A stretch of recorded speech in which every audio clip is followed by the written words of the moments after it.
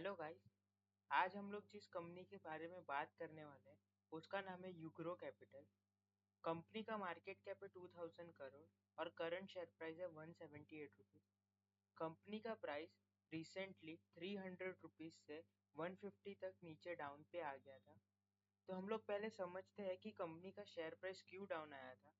उसके बाद ये समझते हैं कि क्या यहाँ से बाय करके हम लोग कंपनी में 50 to 60% return with in 1 year कमा सकते हैं या नहीं, और क्या फैक्टर्स होंगे जिसकी वजह से वो रिटर्न हमको मिलेगा।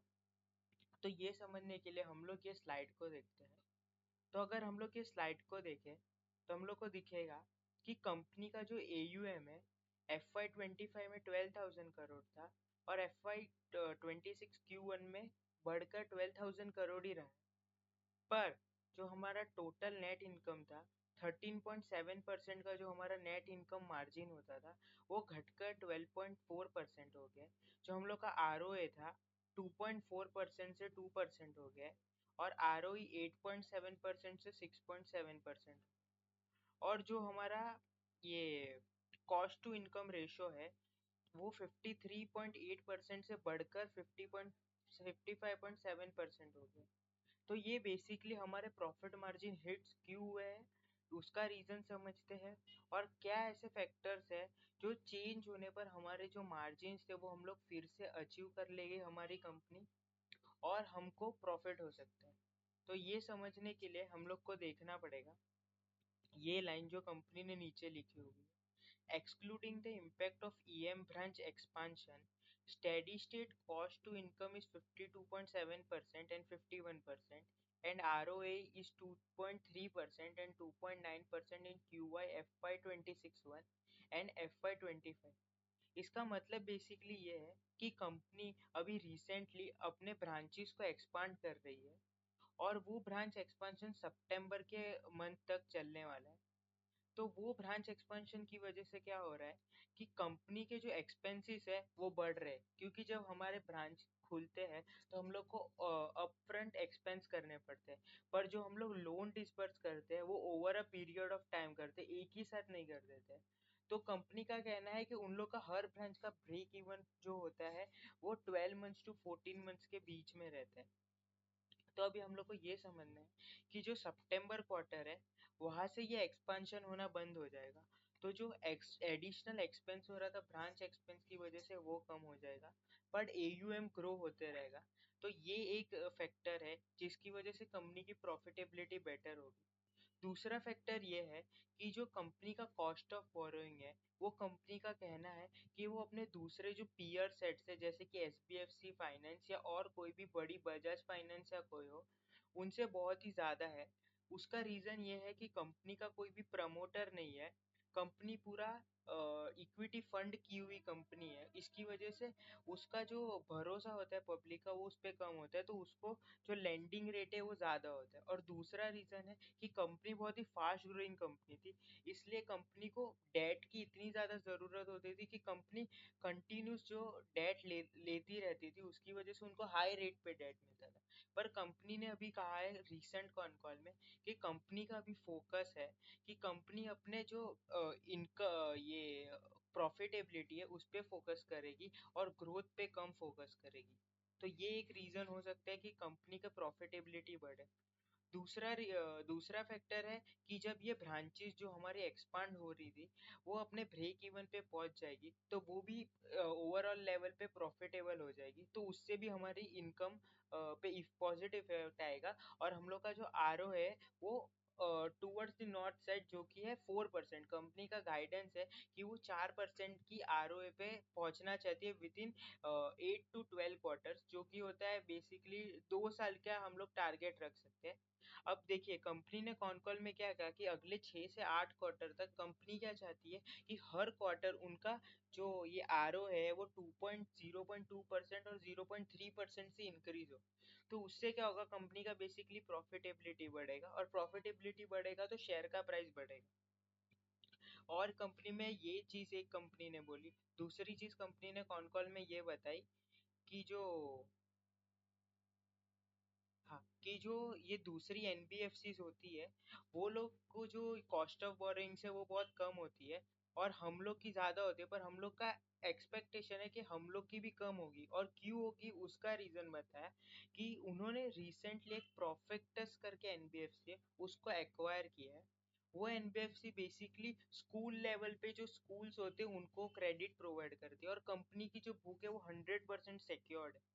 तो उसकी वजह से क्या होगा कि जो यूग्रो कैपिटल है उनको एक 100% सिक्योर्ड बुक मिलने की वजह से उन लोग की ओवरऑल बुक पे जो सिक्योर्ड लेंडिंग है उसका रेशो बढ़ जाएगा। उसकी वजह से भी उनका कॉस्ट ऑफ बोरिंग कम हो सकता है। तो ये कुछ चीजें हैं जो कंपनी ने बताई है।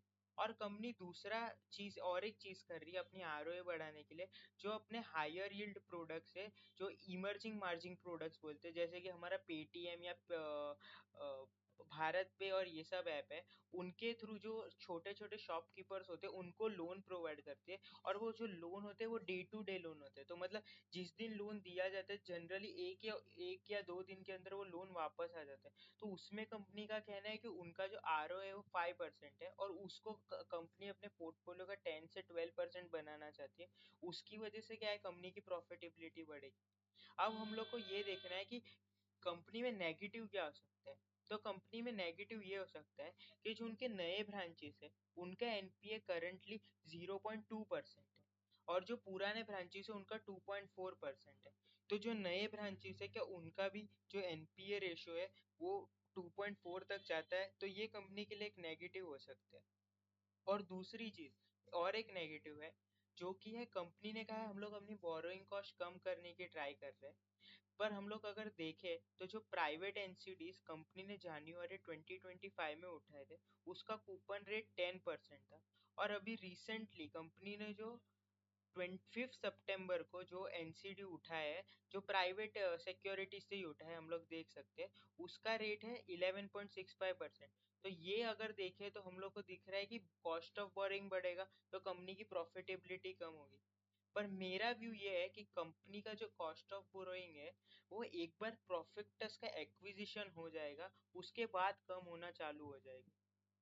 तो अगर हम लोग को प्रोफेक्टस का एक्विजिशन के लिए कंपनी ने अनाउंसमेंट तो कर दिया है, पर जब आरबीआई अप्रूवल देगा तो उनका एक्विजिशन हो जाएगा। और जब ये एक्विजिशन पूरा होगा तो मेरा ये मानना है कि कंपनी का कॉस्ट ऑफ बोरिंग कम होगा। और दूसरा कंपनी का कहना ये भी था कि जो प्रोफेक्टस है और यूग्रो कैपिटल, उनके जो नंबर ऑफ ब्रांचेस है वो ऑलमोस्ट सेम लोकेशन पे, तो जो सेम लोकेशन वाले ब्रांचेस है वो लोग उसको क्लोज कर देंगे। उसकी वजह से क्या होगा कि जो प्रोफेक्टस है ना उसके ब्रांच क्लोज हो जाएंगे पर उसकी प्रॉफिटेबिलिटी हमको मिलेगी, तो कंपनी को उसकी वजह से भी 150 करोड़ के आसपास की नेट प्रॉफिटेबिलिटी प्रोफेक्टस से आ सकती है। तो ये सारे रीजंस है जिसकी वजह से कंपनी की प्रॉफिटेबिलिटी बढ़ेगी। अब हम लोग को रिस्क साइड पे देखना है। तो रिस्क साइड पे देखें तो मेरा ये मानना है कि जो प्राइस टू बुक कंपनी का 1 का है, उसका मतलब हम लोग को पूरी की पूरी कंपनी जितनी उसका लोन बुक का एयूएम है उस बुक वैल्यू पे मिल रहा है। तो इधर से डाउनसाइड मुझे बहुत ही कम लग रहा है और अपसाइड ज्यादा लग रहा है। पर हम लोग को ये कंटिन्यूस ट्रैक करते रहना पड़ेगा कि कंपनी जो आरओई बढ़ाने की बात कर रही है क्या वो बढ़ सकता है कि नहीं।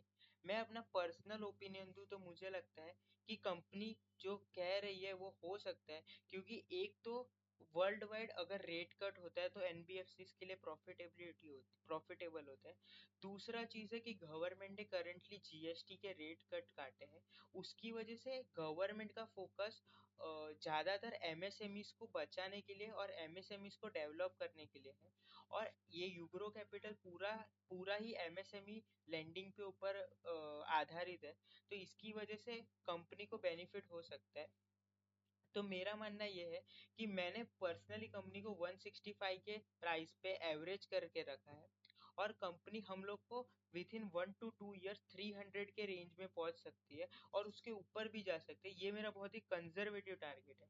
पर अगर कंपनी जो बोल रही है कि आरओए का टारगेट 4% का अचीव करना है और वो नहीं कर पाती, वो हम लोग को क्लियरली सितंबर 25 के रिजल्ट में देखने को मिल जाएगा कि ये जो आरओई का नंबर है वो एटलीस्ट बढ़े नहीं तो घटना नहीं चाहिए सितंबर के क्वार्टर में। और जो अगला क्वार्टर होगा दिसंबर में, उसमें तो आरओई का नंबर बढ़ना चाहिए। अगर ये नहीं होता तो हम लोग का जो थीसिस है वो इनवैलिड हो जाएगा और फिर हम लोग को स्टॉक से एग्जिट लेना पड़ेगा। तो मेरा मेरा पर्सनली ये कहना है कि अगर प्राइस हम लोग को 164 और 160 के रेंज में मिलता है तो हमको अक्यूमुलेट करना चाहिए, सितंबर के रिजल्ट को देखना चाहिए और फिर से एक बार रिव्यू करना चाहिए कि हम लोग को कंपनी को होल्ड करना है या सेल करना है। और एक इम्पॉर्टेंट चीज है कि कंपनी का जो रिसेंटली राइट इशू हुआ था वो भी 162 के प्राइस पे हुआ था। तो और 162 पे भी बहुत सारे बड़े बड़े इन्वेस्टर जो कंपनी में ऑलरेडी पुराने इन्वेस्टर्स है उन्होंने किया था। और उनका और एक चीज है कि उन्होंने 264 पे एक वारंट भी इशू किया था कंपनी ने। जो पुराने इन्वेस्टर्स थे वो प्राइस गिरने की वजह से उन्होंने जो एक इंस्टॉलमेंट था जो कि 25% था वारंट का, वो पे किया था। और जो बाकी का इंस्टॉलमेंट था वो कंपनी को पे करना से मना कर दिया। उसकी वजह से क्या हुआ कि कंपनी को अर्जेंटली फंड्स की जरूरत थी, तो कंपनी वो इन्वेस्टर्स के पास फिर से गए। उनको बोला कि आपने ये जो पुराने वारंट्स इशू जो पेमेंट नहीं किया है, हम उसको फॉरफिट कर देते हैं और आप 162 पे फिर से हम लोग को पैसा हम लोग इशू करते हैं आपको शेयर्स और आप हमको पैसा दे दो। तो वो जो पुराने शेयर होल्डर थे वो मान गए। और अगर हम लोग उनका एवरेज प्राइस देखें तो वो उनका भी एवरेज प्राइस अराउंड 250 के आसपास है। तो और वो जो इन्वेस्टर है वो सारे के सारे बड़े फंड्स है जो कि मतलब फॉरेन के फंड्स है। तो अगर हम लोग एफआईआर और डीआईआईस में उनका नाम देखें तो हम लोग को ये Danish sustainable fund, Samina capital fund, ये सब दिखेंगे। तो ये भी एक पॉजिटिव है। हालांकि प्रोमोटर होल्डिंग बहुत कम है, ये एक रिस्क फैक्टर है। पर ऐसी बहुत सारी एनबीएफसी हुई है, जैसे कि एचडीएफसी बैंक भी हम लोग के पास एक एग्जांपल है जिसमें कोई प्रमोटर नहीं था पर वो इंडिया की सबसे बड़ी बैंक बनी। तो मेरा ये मानना है कि हम लोग को, मुझे, मैं पर्सनली आपको एडवाइस तो नहीं करूंगा, आप अपने फाइनेंशियल एडवाइजर से पूछ सकते हैं। पर हम लोग को 160 और 165 के आसपास कंपनी को अक्यूमुलेट करना चाहिए और सितंबर में हम लोग को देखना चाहिए, रिव्यू करना चाहिए। और अगर कंपनी का परफॉर्मेंस खराब आता है तो फिर हम लोग के पास ऑप्शन है कि हम लोग जो भी 150 तक का लॉस, 150 रुपीज पे लॉस बुक करके निकल सकते हैं। क्योंकि अगर कंपनी का परफॉर्मेंस अच्छा नहीं होता तो फिर स्टॉक प्राइस भी नहीं चलेगा। तो हम लोग को ये कंटिन्यूस ट्रैक करना है और ध्यान रखना है। तो thanks for watching the video. अगर आपको पसंद आए तो लाइक कीजिएगा वीडियो को और शेयर भी कीजिए। Thank you.